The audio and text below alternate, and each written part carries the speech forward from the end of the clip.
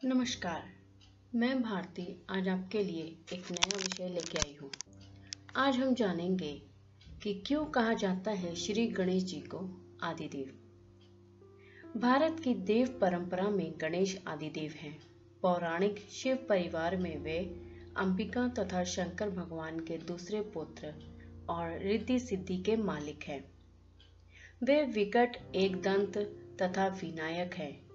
उनके 4 हाथों में से 3 में पाश, अंकुश और कमल हैं। 4 हाथ अभय मुद्रा में हैं।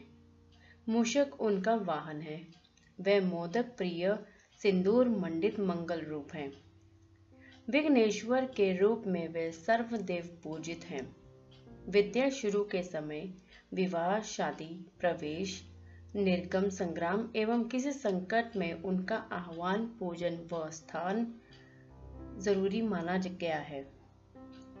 उनके 12 नामों को जो जपता और सुनता है उसके कार्य में किसी तरह की रुकावट नहीं होती है।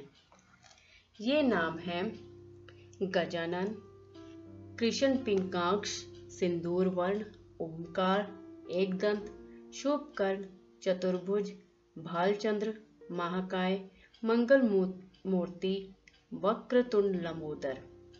श्रेयसी बहुविघ्नानि विघ्नों के निवारण की तरह 3 से होता है। एक तो बुद्धि से जिनके सूचक हैं स्वयं गणपति जी, दूसरे शक्ति, साहस तथा चातुर्य से जिसके सूचक हैं उनके हाथों में रहने वाले आयुध। वे हाथों में अंकुश तथा पाश रखते हैं। अंकुश से उच्छृंखलता का काबू किया जाता है। दृष्ट वृत्ति वाले लोगों को वश में किया जाता है। पाश कुटिल विरोधियों को तर्क तथा चातुर्य में फंसा देने का सूचक है। ऐसी बाधाएं चालाकी से दूर होती हैं। तभी गणेश के चारों हाथों में धनुष नहीं है, पाश और अंकुश हैं। अभयदान और लड्डू हैं। मोदक वे नहीं खाते। उनके एक ही दांत हैं और वे एक दंत कहलाते हैं। एक दांत से भला कोई चबा सकता है? बाधाओं को दूर करने के लिए मोदक खिलाना पड़ता है। बाधाओं के निराकरण का तीसरा पथ है चुपचाप ढंग से दुश्मनों की सूचना लेते रहना तथा दूसरे को अंदर ही अंदर कुरेदते रहने की तैयारी रखना। ये शिव पार्वती के कनिष्ठ पुत्र हैं और कार्तिकेय के छोटे भाई हैं। कार्तिकेय शौर्य के सूचक हैं और गणेश जी विवेक के। मूषक भाषी सर्पों को भी वे अपने वश में करते हैं। गणेश जी के 3 आंख हैं, इसलिए वे त्रिनेत्र हैं। उनके सिर पर चंद्रमा है जो सौम्यता का भी सूचक है, प्रकाश का भी। गणाधिपति गजानन न जाने कितनी शताब्दियों से हमारे देश की रक्षा कर रहे हैं। श्री गणेश जी ने हर काल में अवतार लिया है। प्रत्येक काल में उनकी महिमा, प्रभु के नाम, गुण, वाहन, लीला और कर्म आदि विभिन्न होते हैं और उनके द्वारा जिन दैत्यों का संहार होता है वे भी विभिन्न होते हैं।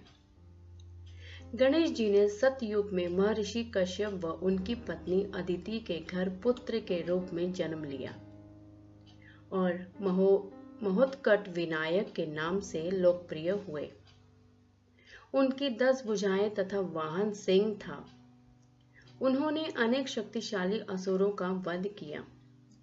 त्रेता युग में जब सिंधु नाम के असुर ने सूर्य देव से वरदान प्राप्त करके तीनों लोकों पर जीत प्राप्त कर ली और देवताओं को बंदी बना लिया, फिर सभी और त्राही त्राही मच गई। माघ मास के कृष्ण पक्ष की चतुर्थी का व्रत देवताओं ने खुद रखा और गणेश जी से सिंधु का वध करने का अनुरोध किया। आदि देव विनायक प्रकट हुए तथा उन्होंने पुनः अवतरित होकर सिंधु दैत्य का संहार करने का आश्वासन दे दिया। सिंधु के हाथों देवताओं की हार की खबर सुनकर भगवान शंकर चिंतित हो गए। कालांतर में पार्वती के यहाँ भाद्रपद मास के शुक्ल पक्ष की चतुर्थी तिथि को वे श्री गणेश प्रकट हुए। जन्म के 11वें दिन ऋषि समुदाय एकत्रित हुआ और उन सब ने शिशु का नाम गणेश रखा। द्वापर युग में ब्रह्मा जी की जमाई से एक महाघोर पुरुष पैदा हुआ, जिसकी गर्जना से तीनों लोग कांपने लगे। लाल रंग का होने के कारण स्वयं विधाता ने उसका नाम सिंदूर रखा और उसे वरदान देकर बहुत ताकतवर बना दिया। पितामह के वर प्राप्त करने के उपरांत सिंदूर ने वरदान की परीक्षा स्वयं ब्रह्मा जी पर ही करने की ठानी। फिर खिन्न होकर उन्होंने उसे गजानन के द्वारा मारे जाने का शाप दे दिया। सिंदूर ने कैलाश पर्वत पर शंकर भगवान के समाधिस्थ होने के समय आक्रमण बोल दिया और मां पार्वती को यह बलपूर्वक ले जाने हेतु तैयार हुआ। फिर देवादिदेव महादेव ने उसे मूर्छित कर दिया, परंतु इससे भी उसकी अकल ठिकाने नहीं आई। देवताओं की विनती पर श्री गणेश जी प्रकट हुए तथा उन्होंने कहा, मैं सिंदूर का वध करने हेतु शिव जी के यहाँ अवतरित होऊंगा तथा फिर मेरा नाम होगा गजानन। समय पाकर मां पार्वती ने एक बच्चे को जन्म दिया, पर बहुत अद्भुत आकृति वाले उस बच्चे को देखकर मां व्याकुल हो गई, परंतु शिव शिशु रूप में गजानन को पहचान गए।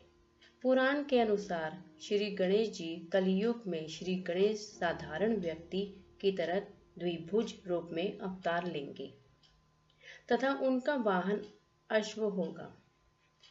धूम्रकेतु नामक इस अवतार का उद्देश्य भी अधर्म का नाश करके धर्म की स्थापना करना ही होगा।